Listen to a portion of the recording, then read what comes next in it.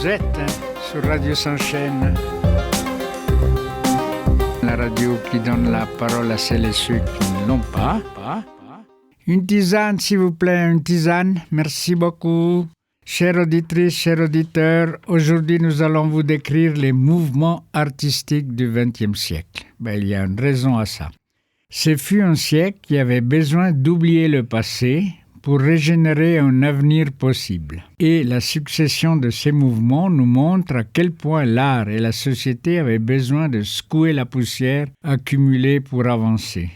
Sur ce besoin d'oublier, nous pourrions appeler au secours Nietzsche dans son ouvrage intitulé « Considérations inactuelles », dans la deuxième partie « De l'utilité et de l'inconvénient des études historiques pour la vie ».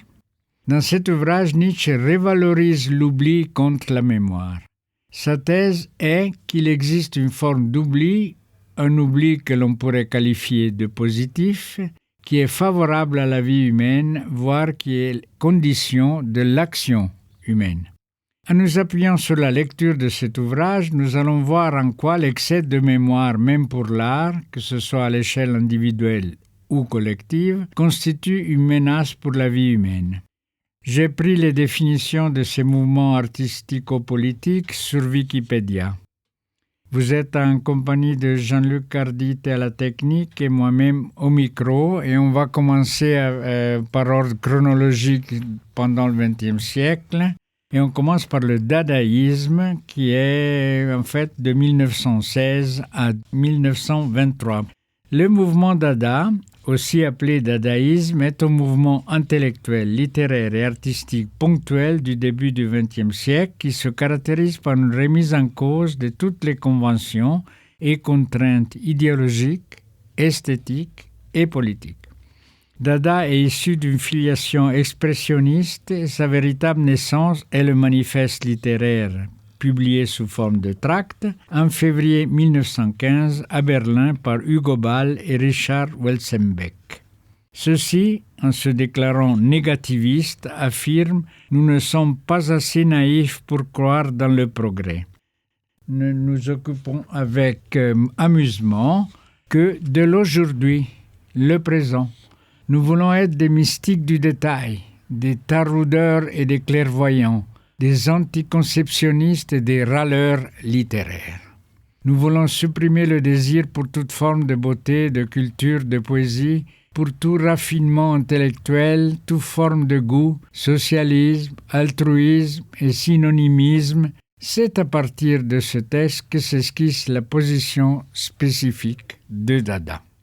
Dada connaît notamment une rapide diffusion internationale. Il met en avant un esprit mutin et caustique, un jeu avec les convenances et les conventions, son rejet de la raison et de la logique, et il marque avec son extravagance notoire sa dérision pour les traditions et son art très engagé.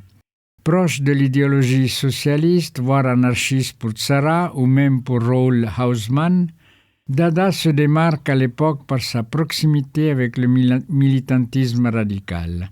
Les artistes de Dada se voulaient irrespectueux, extravagants, affichant un mépris total envers les vieilleries du passé. Ils cherchaient à atteindre la plus grande liberté d'expression en utilisant tout matériau et support possible. Ils avaient pour but de provoquer et d'amener le spectateur à réfléchir sur les fondements de la société. Ils cherchaient également une liberté du langage qu'ils aimaient lyrique et hétéroclite. Et là, on va passer au mouvement qui a succédé, donc c'est le surréalisme. C'est en 1924 et on peut dire qu'il a duré jusqu'à 1969 où Jean Schuster, surréaliste connu, annonce la dissolution du groupe surréaliste dans un texte qui s'intitule « Le quatrième chant » et que publie le quotidien Le Monde.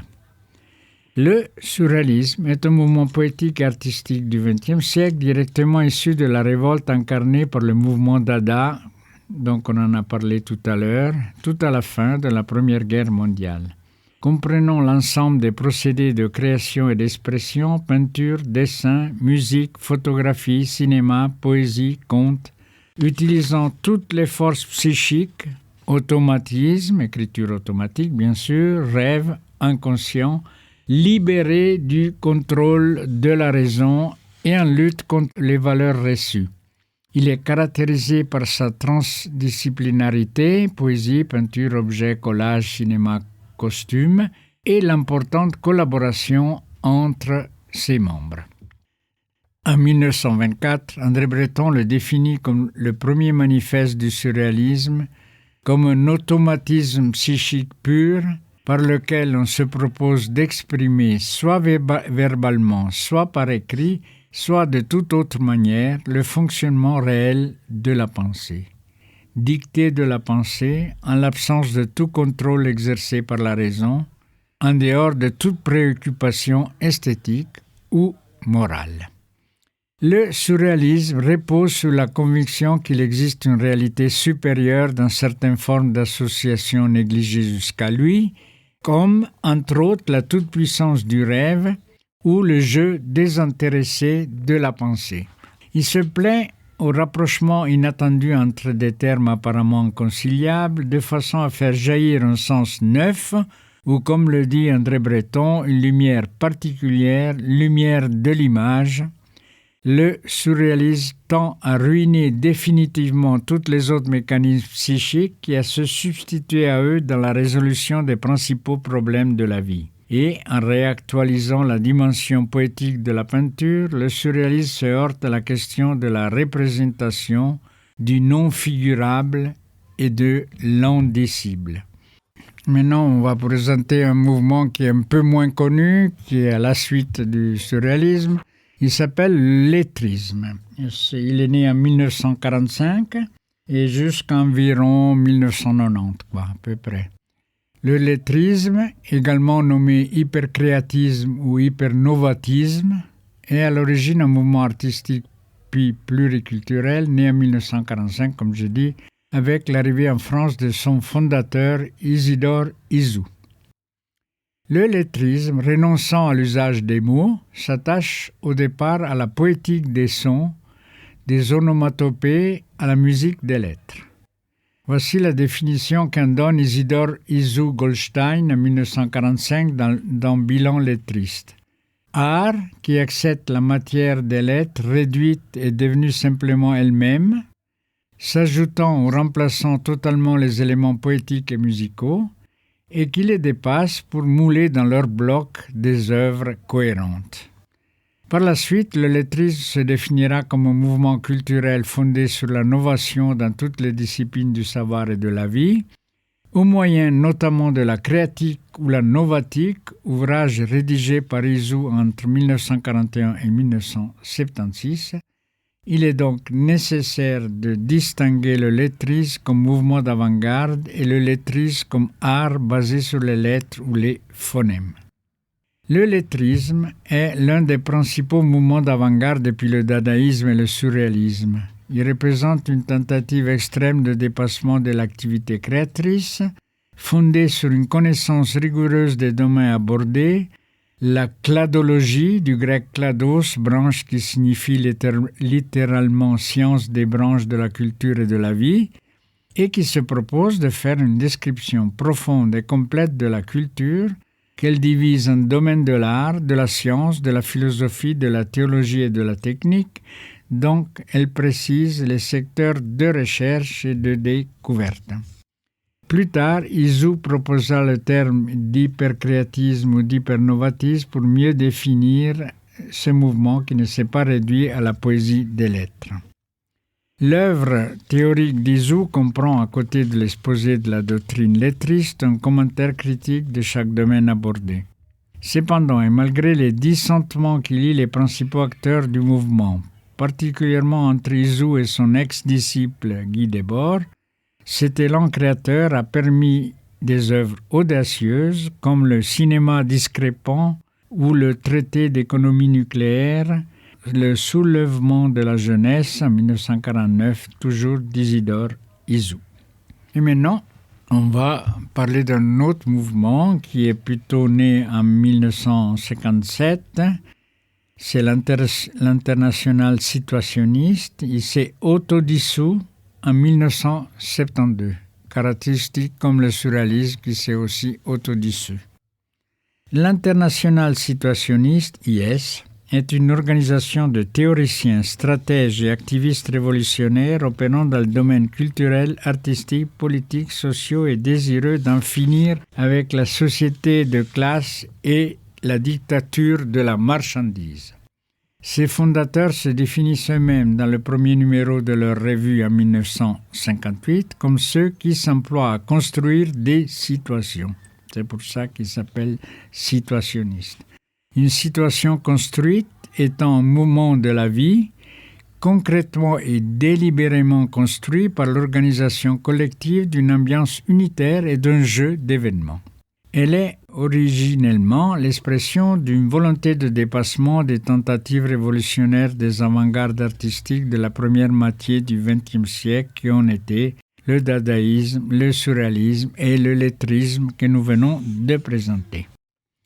Formellement créé en juillet 1957 à la conférence d'unification de Cosio di Arrocha, l'Internationale situationniste naît du rapprochement d'un ensemble international de mouvements d'avant-garde, dont l'Internationale lettriste elle-même issue d'une rupture avec le lettrisme d'Isidore Isou, le Mouvement international pour un Bauhaus imaginiste, le Comité psychogéographique de Londres, un groupe de peintres italiens. Son document fondateur, Rapport sur la construction de situations, a été rédigé par Guy Debord en 1957. Dans ce texte programmatique, Debord pose l'exigence de changer le monde et envisage le dépassement de toutes les formes artistiques par un emploi unitaire de tous les moyens de bouleversement de la vie quotidienne. Le dépassement de l'art est au cœur de son projet originel. Au début, les situationnistes font parler d'eux par leur utilisation du calembour comme arme critique, tournant en dérision l'art contemporain pour démontrer l'inanité et le superficiel d'une culture dite bourgeoise. Puis, l'Internationale situationniste s'oriente rapidement vers une critique de ce qu'ils appellent la société du spectacle ou société spectaculaire marchande et une dénonciation du règne de la survie, accompagnée d'un objectif de révolution sociale. L'année 1962 voit la scission entre artistes et révolutionnaires et l'exclusion des premiers. L'un des principaux objectifs de l'Internationale situationniste est devenu l'accomplissement des promesses contenues dans le développement de l'appareil de production contemporain et la libération des conditions historiques par une réappropriation du réel, et ce, dans tous les domaines de la vie. Elle se place dans la continuation des thèses et actions anarchistes et libertaires du passé, dans la filiation de différents courants apparus au début du XXe siècle, notamment les pensées marxistes d'Anton Pannekoek et de Rosa Luxemburg, du communisme des conseils, la pensée du jeune Georges Lukács liée à son ouvrage Histoire et conscience de classe, ainsi que les travaux du groupe Socialisme ou Barbarie de Claude Lefort et Cornelius Castoriadis notamment, dans les années évidemment 1950. En ce sens, elle peut être apparentée à un groupe d'ultra-gauche. D'un point de vue organisationnel, l'Internationale situationniste conserve la position marxiste d'un parti théorique ambitionnant de représenter le plus haut niveau de conscience révolutionnaire. La théorisation de cette position ne se fait qu'assez tardivement. Dans la définition minimum des organisations révolutionnaires, IS numéro 11, donc Internationale situationniste numéro 11, adoptée par la 7e conférence en 1967 et qui sera en France l'une des références du conseillisme de l'après-1968 et en 1969 dans les préliminaires sur les conseils et l'organisation conseilliste, et c'est dans l'Internationale situationniste numéro 12.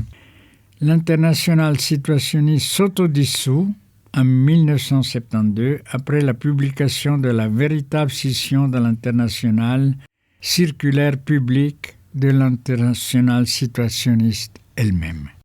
Et maintenant, on va parler du dernier mouvement qui a essayé de tout casser un peu. Ça s'appelle La Banalise. Ça, je crois qu'il y a très peu de gens qui le connaissent. Il est né en 1982 et La Banalise s'est éteinte dans les années 2000.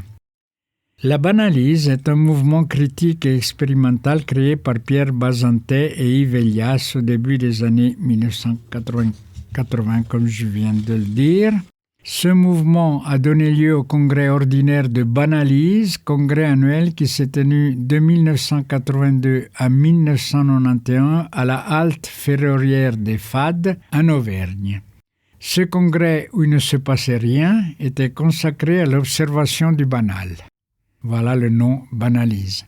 La Banalise est un mouvement critique et expérimental inspiré par le situationnisme. Évidemment, chaque chose a ses enfants et ses parents.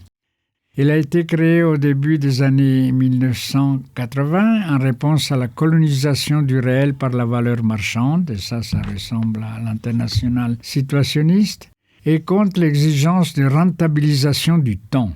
Jouant sur la rencontre du politique et du poétique, la Banalise se place contre l'effritement du collectif et les injonctions de performance économique et sociale.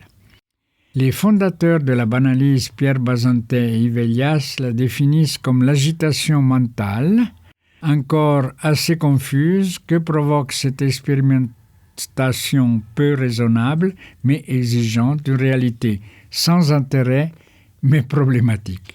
La Banalise n'est pas fondée par un manifeste ou par l'établissement d'une doctrine, mais par l'invitation envoyée à 32 personnes à participer au premier congrès ordinaire de Banalise. Le congrès ordinaire de Banalise s'est déroulé à la halte ferroviaire des Fades, comme on a dit avant, sur la ligne de la SNCF Montluçon-Clermont-Ferrand, chaque troisième week-end du juin de 1982 à 1991. Le congrès constituait une campagne d'observation du banal et n'avait pour objet que d'attendre les congressistes à l'arrivée de chaque train.